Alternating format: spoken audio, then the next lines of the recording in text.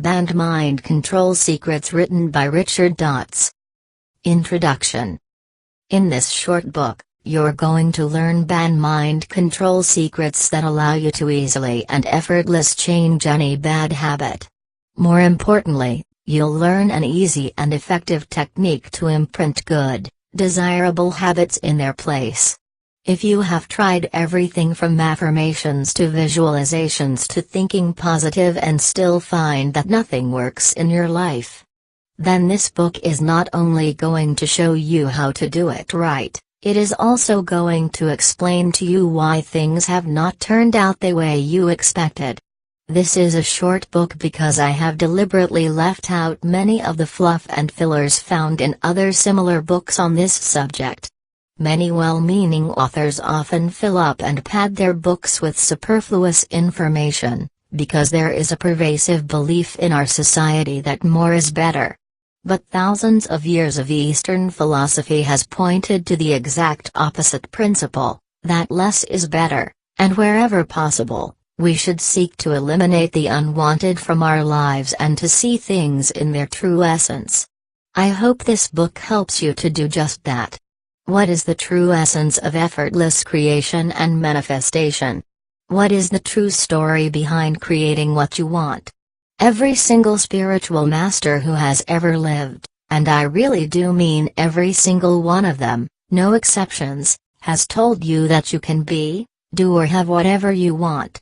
Nothing is out of your reach, you are told.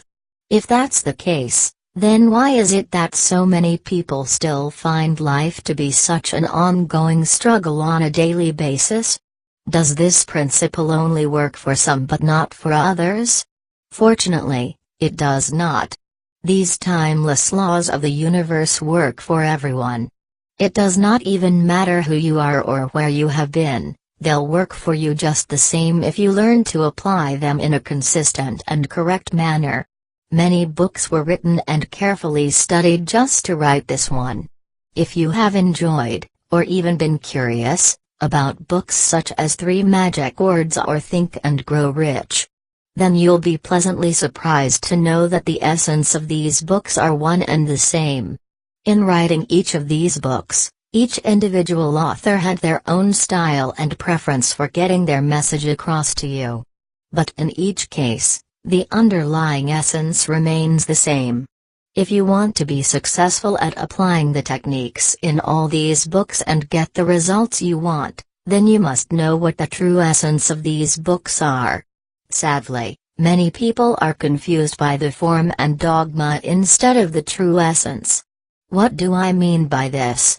For example, both the 3 Magic Words and Think and Grow Rich prescribe a series of steps for the reader to follow. In fact, any self-help book that claims to be able to teach you to better your life or become prosperous has its own secret recipe, its own series of steps for you to achieve that level of success you can only dream of.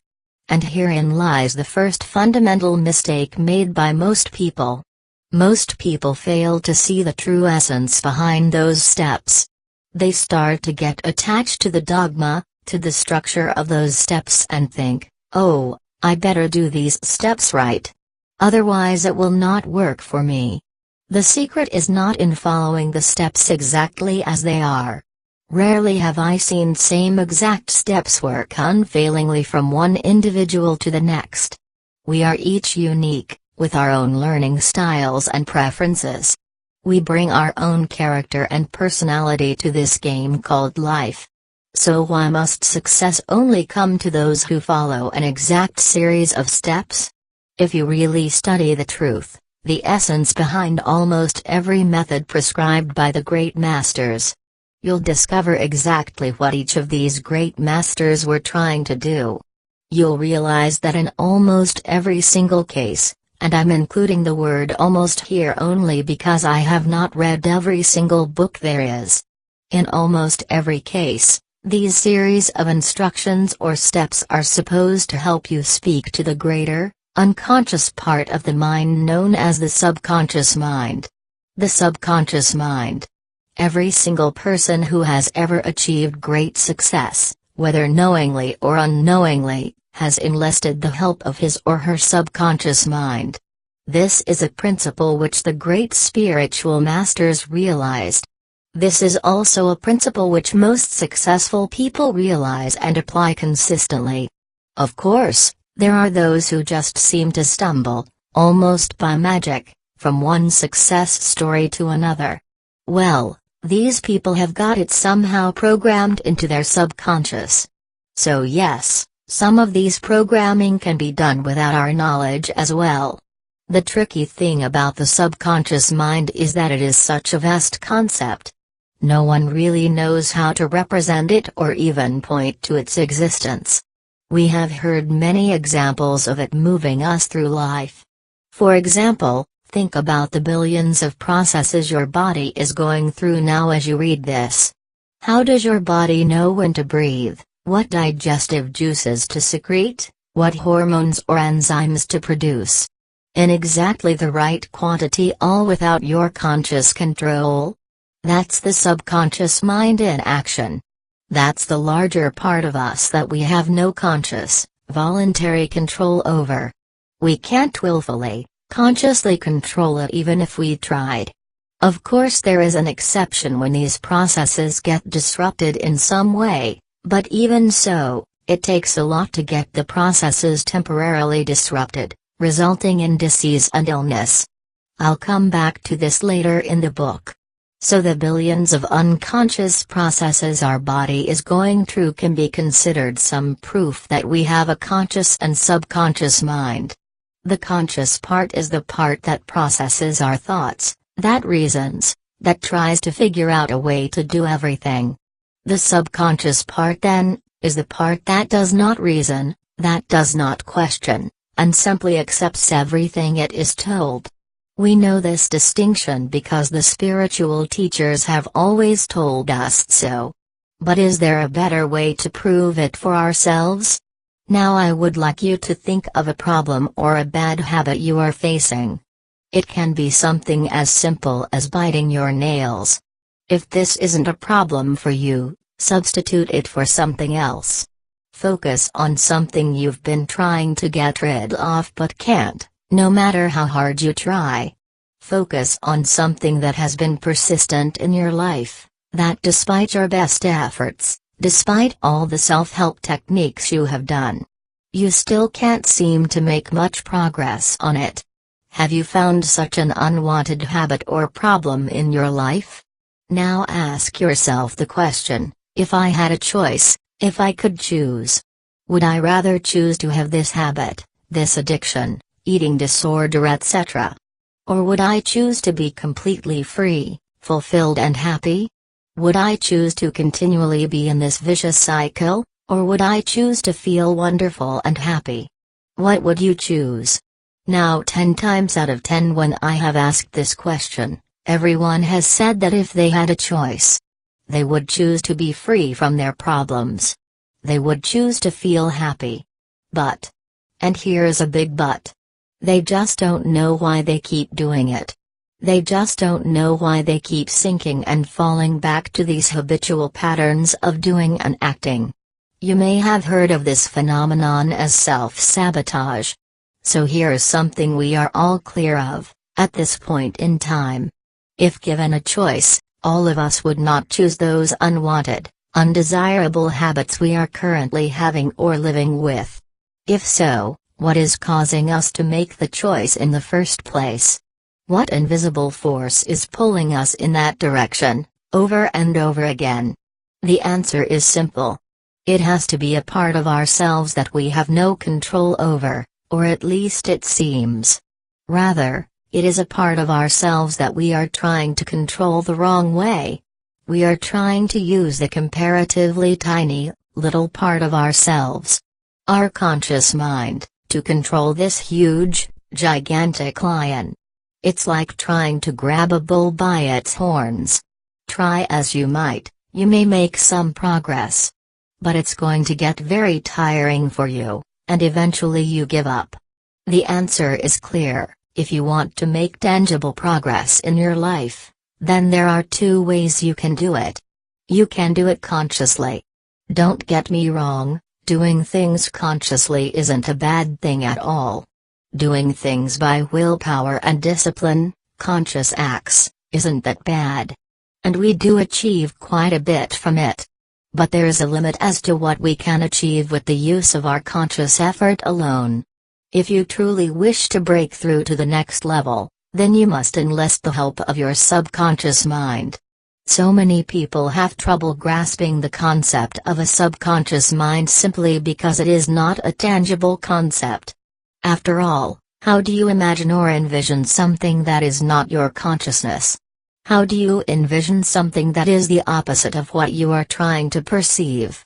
It's like uncharted territory, like outer space, which you don't even know if it exists for real. I once heard such a brilliant analogy about our conscious and subconscious minds. The conscious mind is like the room you're in right now, where you are aware of everything that is happening in the room. The subconscious mind? It's like a country thousands of miles away, like Australia. Things are happening there that you don't even know about and can't even consciously perceive at this moment. But they still affect you.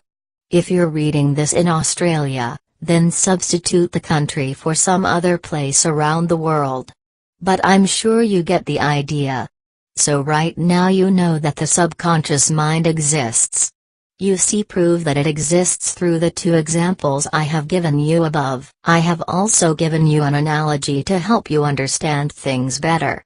Now let us talk about another fundamental principle you need to know about accessing the subconscious mind and tapping into its powers. Right now as you are reading this book, pay close attention to what you are doing. What are you doing as you read each sentence? You're logically processing everything I have to say. You are logically and rationally considering my points and saying, that makes sense. Or that sounds like total bull. You are consciously processing all these arguments, but often the processing happens so quickly that you don't realize you're running through all these thoughts at once. Now think about this for a moment. Every single thing you, consciously, read or hear is questioned and processed by the part of you that is conscious, your conscious mind. Therefore, the conscious mind acts as some sort of a gatekeeper.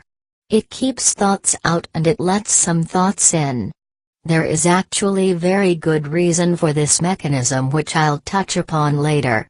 But for now see your conscious mind as a gatekeeper or bouncer, who keeps certain thoughts out of yourself and lets certain thoughts in. The role of the conscious mind. Here's the kicker though. How does the conscious mind decide what thoughts get accepted or rejected? What is the criteria it chooses? Think about the example I raised about reading my words and asking yourself whether each individual point makes sense. What are some of the criteria you use? Well, chances are you accepted thoughts and arguments you found to be logical. Those that fit into your general belief structure. In other words, you readily accept thoughts which easily fit into your belief structure. For example, if I were to tell you that if you throw a ball at the ceiling, it will eventually land on the floor, you would accept the thought without question. Why? Because the thought fits readily and easily into your general pattern of beliefs about gravity. The thought was easy to accept, and easy to believe for you. So much so that you did not have to throw a ball for yourself to verify that it is so. Now let's work with another thought that may not fit so easily into your existing beliefs system, the thought that an illness, such as cancer, can be cured spontaneously in an instant. Now if you are like most people, you would have had some trouble accepting this belief. Again, see how it does not matter what the belief is. The only thing that matters is how easily and closely the new thought you are trying to introduce fits into your current pattern of beliefs. That's the only thing that matters. If your experience so far has been that illnesses take time to heal, then there is no place in your current belief system to accept the thought I just offered. But on the other hand, if you have witnessed some miraculous healings yourself, Or if you are very much into spiritual and alternative healing practices, then you would have found the thought easier to swallow and accept. Here's the amazing part, it absolutely does not matter what the thought is. The content of the thought does not matter at all.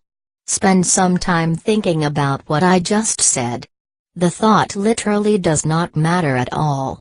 You can use any thought, new belief in the world, and the only thing that matters is the proximity of the new thought you are trying to introduce with your existing belief system. If they are close enough, compatible, then you will accept the new thought easily and without question. What happens when you accept the new thought easily and without question? Then it becomes part of your belief system. You then believe the thing to be true, and act as if it is true. If you are utterly convinced that a ball thrown towards the sky will eventually land on the floor, then you know with every fiber of your being that it is so. You'll expect it. You will not doubt or question your belief, because it is so. On the other hand, think about another thought you are having trouble believing. For now, let's focus on something absurd like pigs can fly. Now this wouldn't really map easily into any of our current beliefs system, so try as we might, we can't really convince ourselves that pigs can fly. Therefore, we don't act in a way consistent with that belief. When we actually do see pigs, we do not expect them to fly. I brought up this series of examples to illustrate a few important points about the relation between your conscious and subconscious mind. True, your subconscious mind is there and ready to take your command, so to speak. But your conscious mind is also constantly there watching over everything. In fact, if you have been following my explanation, you would realize that the conscious mind is constantly acting as a gatekeeper, deciding what gets accepted into your current belief system. Therein lies the problem with so many self-help systems, and the reason why so many people do not get results. They read a book and set a goal, let's say to make $1 million a year. They have been convinced that big and outrageous thinking is good, which is why they chose such an audacious goal in the first place. Now, if you have been following our logic, what do you think will happen? First, if the person has only been making $50,000 a year up to that point in his life, or if the person is heavily in debt, struggling with money, how compatible do you think his new belief of making $1 million a year will be with his existing belief system? Very incompatible. Exactly. And therefore, despite his best efforts, despite doing everything he consciously can, he'll still feel like he's backpedaling and treading on the same spot. Now let's take a second guy, who made $800,000 the previous year, and now wants to make $1 million. Let's compare the two again. This time round it's much closer and much more compatible. Making $1 million a year is imaginable and acceptable to a person who is already making $800,000 a year. Do you see the difference here? The actual content of the belief you're trying to install, your goal, does not matter. The only thing that matters is how compatible your goal is with your existing pattern of beliefs. Where do your existing pattern of beliefs come from? It is beyond the scope of this book to explore them. But a lot of self-help gurus would tell you that your pattern of beliefs came from childhood conditioning. When you were growing up, you were powerless and viewed the adults in your life as authority figures. Thus, you tend to inherit some of their beliefs about many things in life, such as relationships or money. Another source for beliefs will be existing results you're getting in your life. It is hard to argue with reality. And so what you see on a daily basis around you does become a feedback loop for reinforcing stronger beliefs about what is. There are certain schools of thought that say that you have to identify the negative, hidden, unconscious beliefs that are holding you back and then work to eliminate them. I am generally, except in specific situations, not in favor of such approaches. Here's why. First, You need to spend a lot of time uncovering the past and going back a long way to identify that particular incident which made you feel this way, or this particular traumatic event that now causes you to behave the way you do. To me, this is an unproductive use of time, and we often cannot be 100% certain that we are correct. Also, I'm aware that our mind is very powerful and can often construct memories or even make things up if forced to. Therefore, it is very easy to wrongly ascribe a wrong cause to something, and then believe in it wholeheartedly. For example, if you had an abusive father, then you can very easily say that it is because of your relationship with your dad that your current relationships suffer. Now that might be the case, and we cannot be completely sure. Furthermore, it is just not productive in my opinion to go back and pinpoint so many past events in your life when there is a much better way to move forward. What I said above comes with two qualifications. First, the general method of uncovering past events or childhood programming does work for some people. Why? I believe these events often act as a convenient excuse to bring something to light.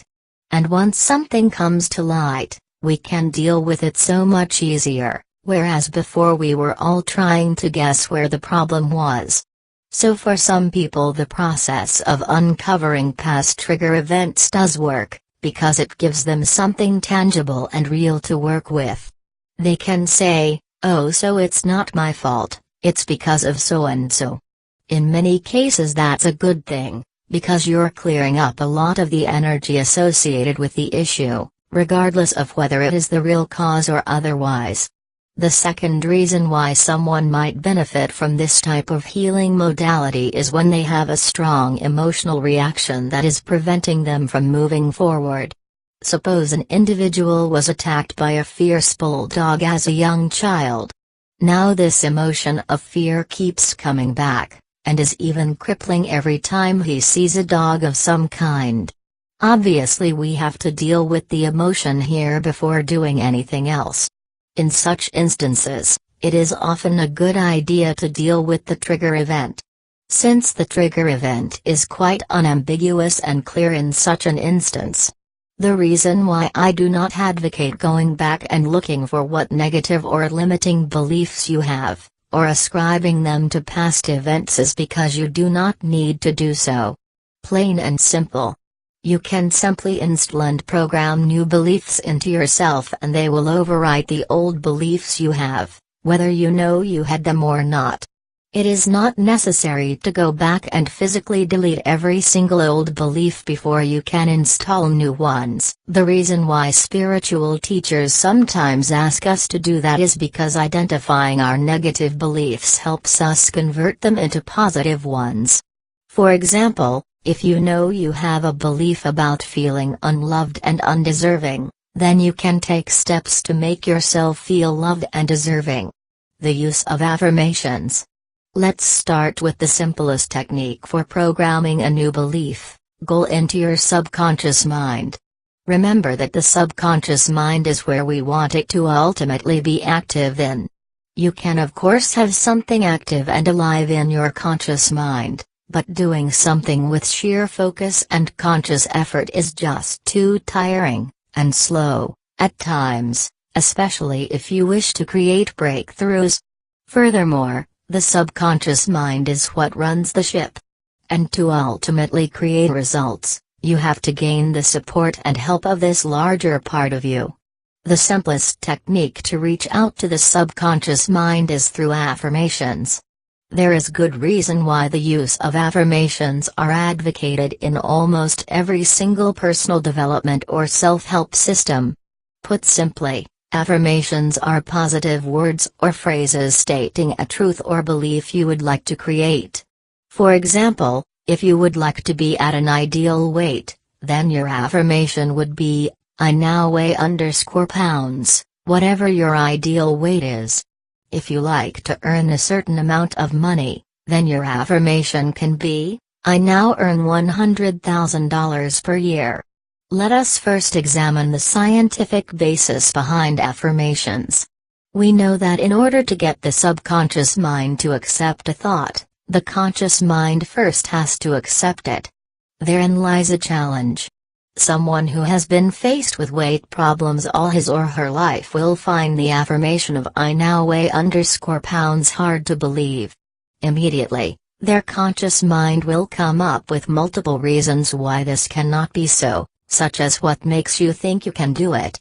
Or "Rubbish, you have never weighed that in your life," or "Each time you try to lose weight, you have failed." You get the idea. We have all experienced these negative thoughts at one point or another, only on different subjects. For some people, their mind is a constant, incessant chatter of these supposedly negative thoughts, which can lead to some very undesirable results indeed. Remember that each time you make an affirmation, you are trying to make something firm. You are trying to instill in yourself a new belief, and hence create a new reality.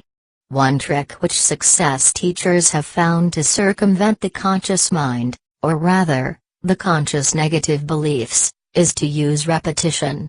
In other words, they advocate repeating an affirmation so many times that it totally saturates the conscious mind and gets accepted. Now this technique is very effective, and should not be underestimated. Most people who try affirmations and say they do not work likely just repeat the affirmations once or twice. However, for affirmations to work, the secret key is repetition. They must be repeated many, many times. As an example, I write my affirmations out in long form 25 times each day. Writing it for 25 times a day saturates my consciousness with the essence of the affirmation. It sorts of breaks down the defenses of the conscious mind, in that your conscious mind is unable to come up with so many opposing reasons that are opposite to what you are trying to affirm. As I have mentioned several times, each of us is at a different starting point. Some of us may have more negative beliefs to deal with, which is why the use of affirmations may take a longer time to produce results. On the other hand, there have been many others who see results on the first go, even on the first few tries of writing their affirmations. These results happen so fast that even they themselves are amazed. Therefore, if you write your affirmations out on a regular basis and yet still do not see results, keep going at it. Each of us starts at a different place, and you may have more beliefs that may need to be cleared out and overcome before tangible results start showing themselves. Also, remember my previous analogy about how the conscious mind is like the room you're currently in. And your subconscious mind is like something that is happening in Australia. Therefore, you really have no way of telling whether any changes are being produced in your subconscious mind, just as you have no conscious way of knowing what is happening in Australia at this very moment. So many people try affirmations for a while and then give up, saying they don't work for me. The question in response to that, of course, is how do you know? How can you even begin to tell the changes that are slowly but surely taking place in your subconscious mind? You can't.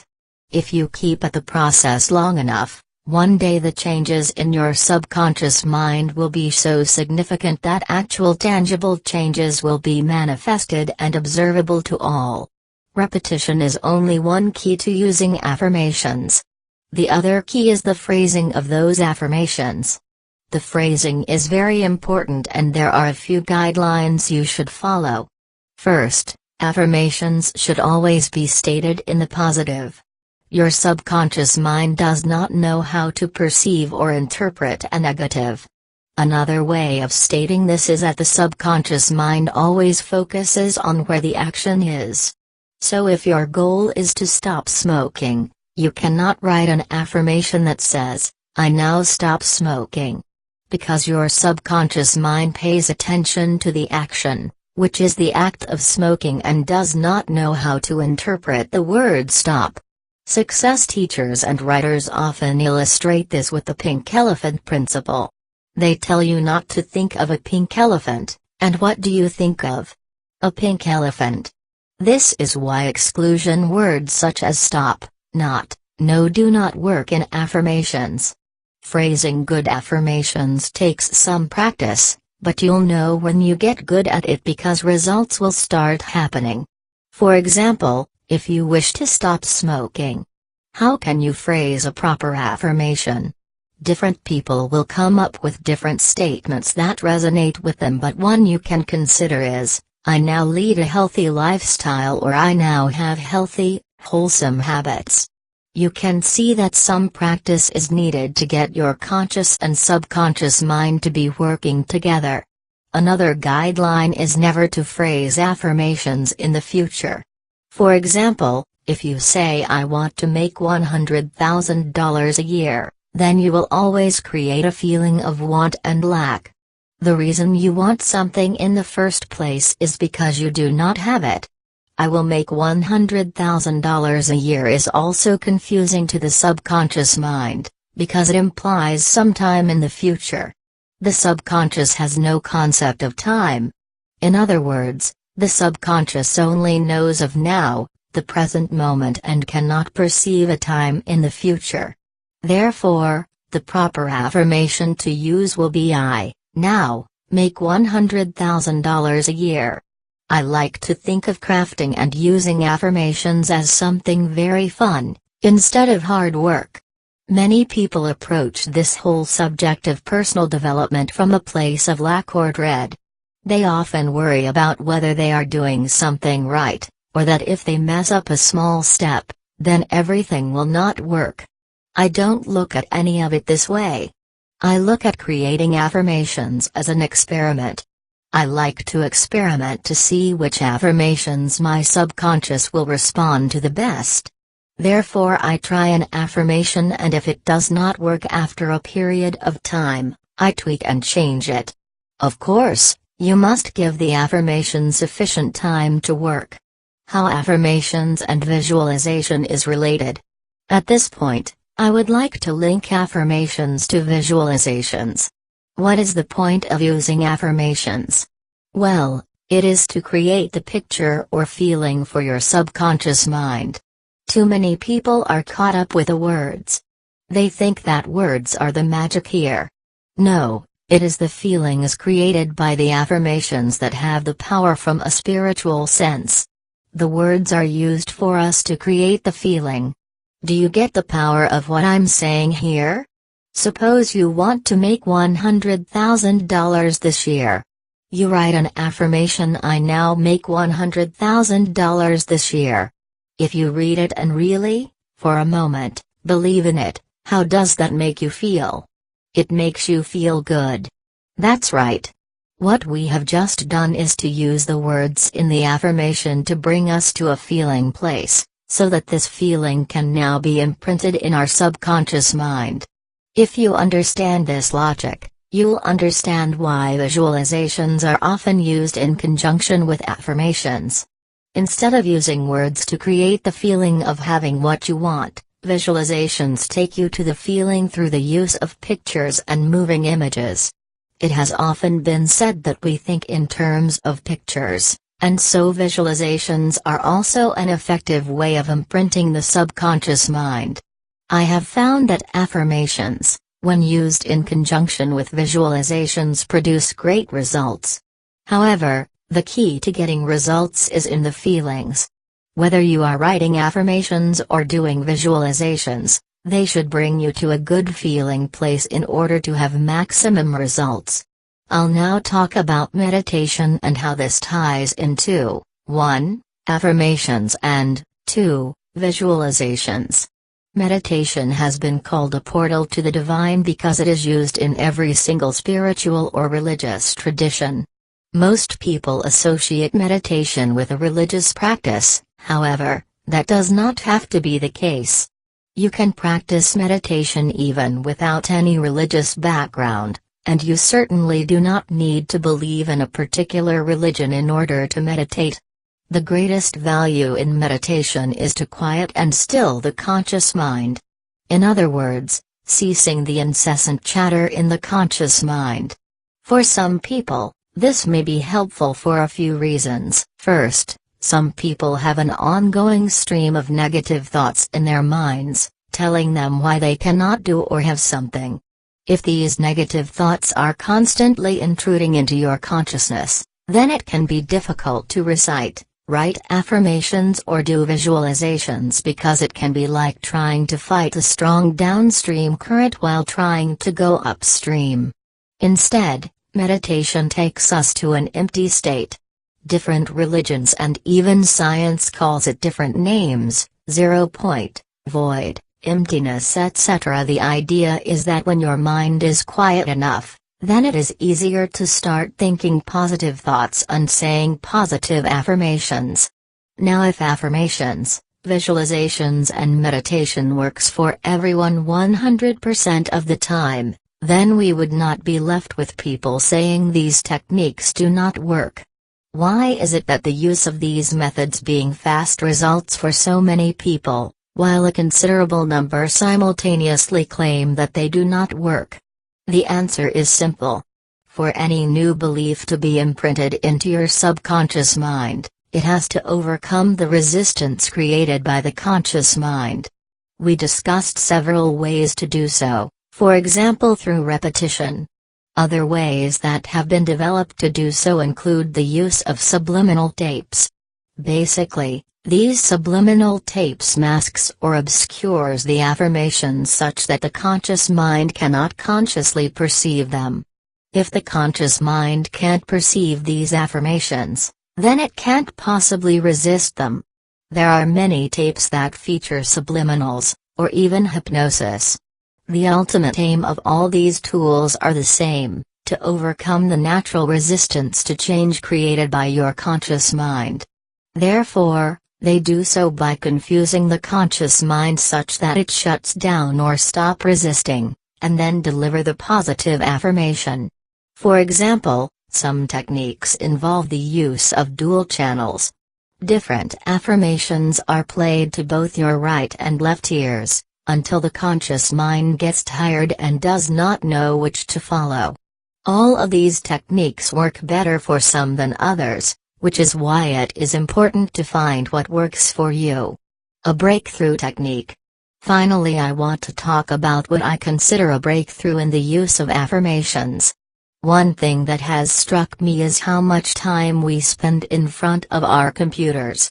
I easily spend most of my working time in front of the computer, replying to emails, using the word processor, or surfing the internet.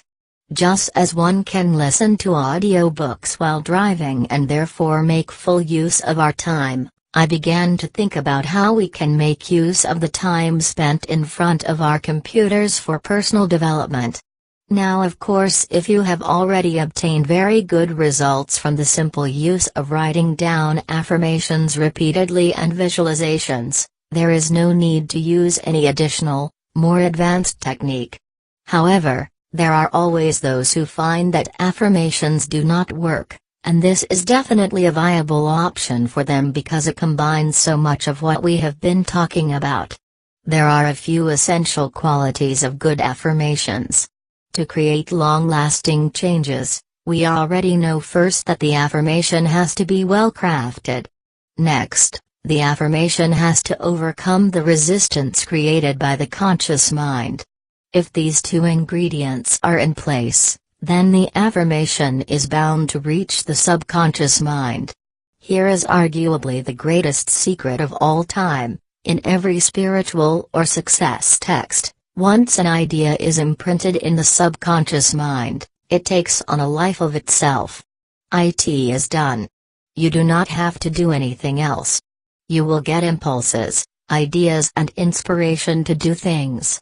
Outer circumstances will magically seem to change and nudge you in the right direction. In other words, once the subconscious mind has been impregnated with an idea, it comes to life. This is also the exact reason you have to be careful about what goes to your subconscious mind.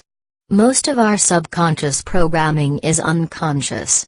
A friend recently posted some negative images related to a news event on his Facebook wall. I told him that I did not want to have anything to do with these images or even play a part in spreading them.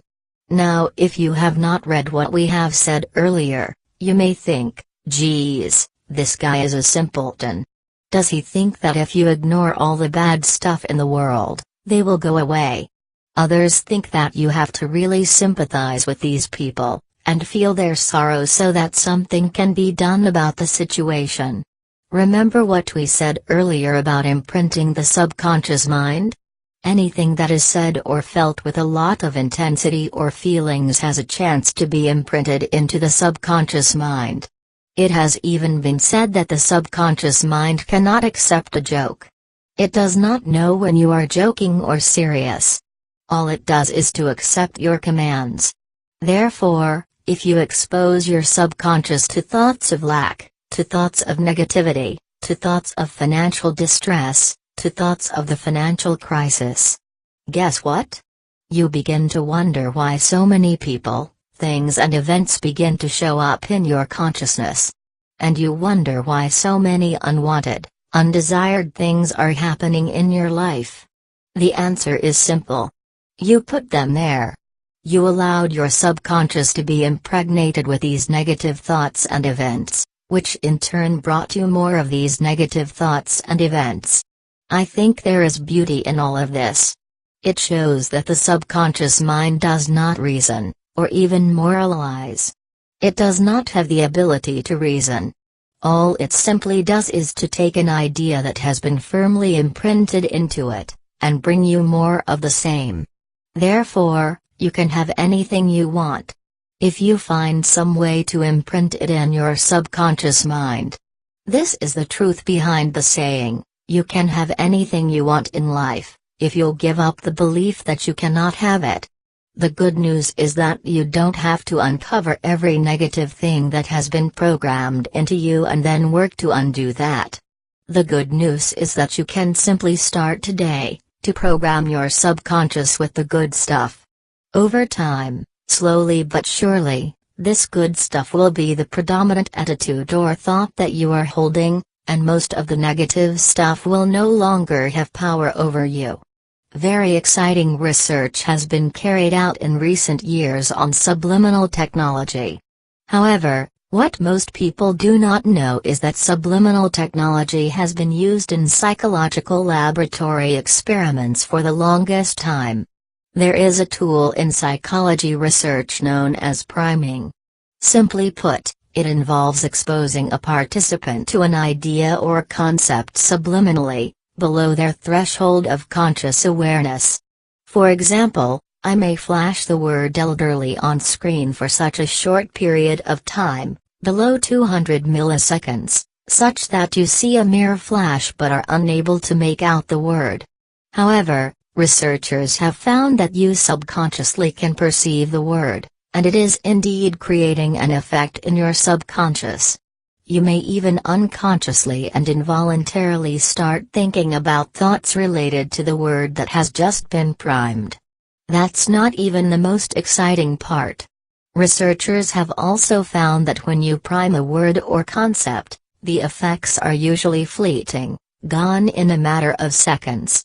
However, when you prime a goal, then the effects last, persist until the goal is fulfilled. Here's the exciting part, this happens even if you do not consciously know that you have been primed with a goal. It is beyond the scope of this book, but if you are curious about the scientific research behind this, check out the work of social psychologist John Bargh. You'll find many research papers of his published in top-tier journals that will simply amaze you. I am more interested in the practical applications of this research. To me, research in this area has validated these methods all along. Therefore, I realize that if we word our affirmations properly and prime ourselves through the use of our OWN personal computers, the results can potentially be mind-boggling. Imagine this, writing your own affirmation, and then putting it into a computer software that displays it subliminally on screen at regular intervals. You won't even notice the affirmations showing on screen, but you are getting primed, programmed at regular intervals with good stuff that you chose for yourself. To me, this method contains the best of all worlds. You get to make use of the time sitting in front of the computer, which can be an entire workday for all of you, and an affirmation can be repeated thousands of times during this period. Best of all, it goes right through to your subconscious mind where all the action happens. I hope I convinced you enough about the powerfulness of this new technique. I certainly did not come up with it, but I do recognize how science has just recently validated this idea, and how technology has progressed to a point where we can finally try it for ourselves. In the past, equipment needed to prime or subliminally program ourselves would have been available only in laboratories. Now it is available to all of us. You now have great power in your hands. Use it only for good. Richard Dotz.